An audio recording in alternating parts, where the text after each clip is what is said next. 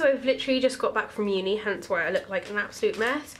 But this was waiting for me and I'm so excited. So this is the one I'm making this time. As you can see, it's still super spooky. This one has pumpkins. It also has a pumpkin button just there.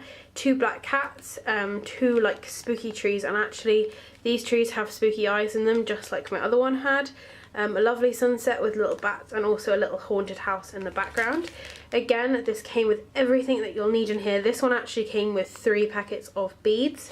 This is the button that it came with of a pumpkin. On the other one I did actually use my own button, so I'm not sure whether or not I'm going to use this one or possibly a different pumpkin button that I have, but I actually do like the quality of this one. I think it's quite shapely, whereas I found the bat in my last cross stitch I did looked a little bit blobby.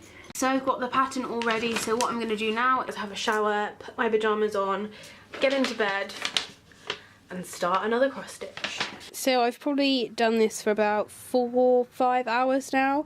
I started off just doing this cat and then I did the other ones, and I'm just starting to add this sort of background around it. This one's slightly different to doing the ghost one, because the ghost one you kind of did the outlines of the ghosts and then the next kind of logical step was to sort of fill them in, but there's not really like a logical order to do this, so I'm just kind of working out from the cats. This bit here is sort of part of like the sunset, so hopefully it will come together. I do really like the way that the cats are actually done, because they're kind of like a checkered pattern with like the beads and then the stitching. I was at first really confused where their eyes are, but of course they're looking sort of away into the distance so they don't have any eyes, but I'm really pleased with it so far, and strangely enough I'm finding this pattern just a smidgen bit easier than the last one. This is what I've done so far. As you can see, I've done kind of the sunset bit, and I'm just starting to do the house, and I'm literally just about to go on, finish the green bit here and then put the fence in. Although I feel like this one is progressing quicker, like visually I've got a lot more down than I had on my other one at this point. I think that's mainly because there hasn't been very many beads in this section, although I know there's loads of beads around the sides. The only thing I'd say with this one, just like the ghosts of the other one, there's like a lot of different shades of orange and yellow that go into it, and it's quite hard to see the difference in the colours when just looking at the string. It's only once it's kind of on here you can actually see the different shades. So here is the latest update. I've done the bats and everything. I've done the pathway between the cats, which I think looks a little bit weird at the moment. The pumpkin patch, I've actually added the button. I thought that the button looks quite pretty, so I decided just to go with that one rather than getting a new one. And I've just started to do the tree. The only problem I'm having so far, again, is just working out what colour's the right colour, just because the oranges are very similar, and also the oranges are similar to the brown.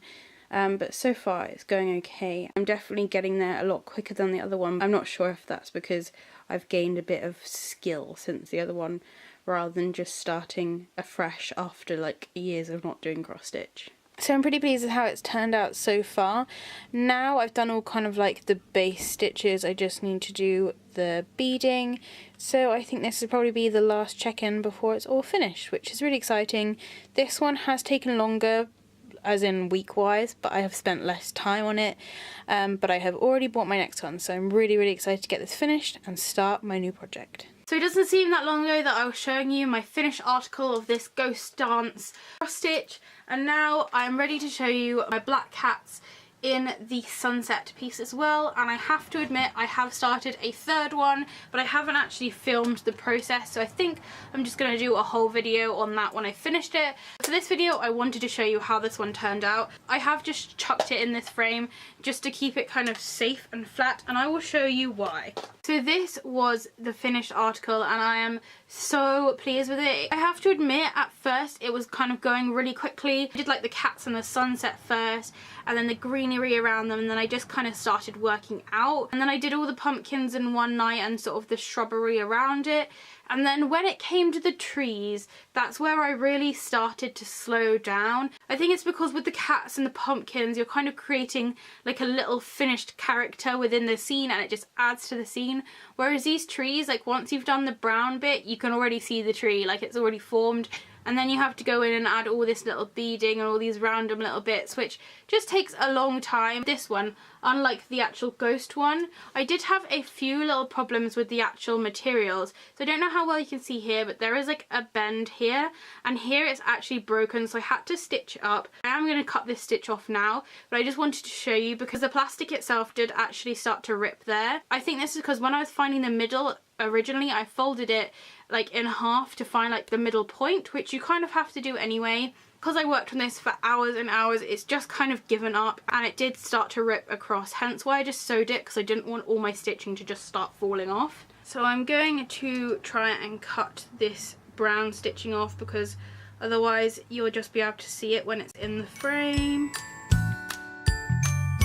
So that's off. You can see how it's like ripped here. I was just really worried it was going to continue going through, although this bit is nice and sturdy in the middle just because it has all of that crazy stitching on it. But now that I'm going to be putting it back in the frame nice and safe, I don't need to worry about it ever coming out again. I think just this whole design is so gorgeous. There's so many little elements to it. Things like little bats on the sunset, and there's even like little bats hanging from the trees up here. And of course the button for this one is this little pumpkin button, which I think worked out really, really nicely. One element which I really did like, which isn't actually in my next pattern, but I may try and somehow incorporate it, is that this tree also has like a little monster hiding in it, which I think is a really nice thing to kind of tie them together. So just like the other one, I'm going to go ahead and make a little frame to go around the outside. I'm going to probably do red again just so they go together nicely. I'm hoping the red and the orange isn't going to clash too much, but I will see you once that's done.